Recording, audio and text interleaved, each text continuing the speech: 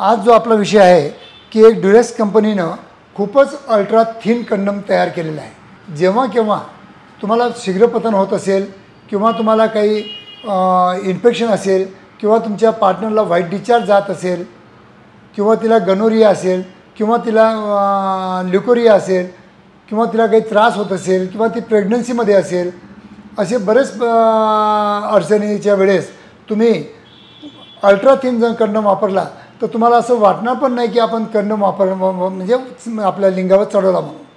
कारण की ultra thin असल्यामुळं तुम्हाला सेन्सेशनमध्ये फिलिंगमध्ये काहीच फरक जाणवणार नाही। म्हणून जेव्हा केव्हा तुम्ही फक्त आपल्या रेग्युलर पार्टनरबरोबर संबंध ठेवता तेव्हाच तुम्हाला अल्ट्रा थिन जो कंडम आहे तो वापरायचा आहे। पण जर विवाहबाह्य जर संबंध ठेवत असाल तर तुम्हाला थिक कंडम किंवा रिब्ड कंडम वापरावं लागतात किंवा डॉटेड कंडम वापरावं लागतात। धन्यवाद मित्र।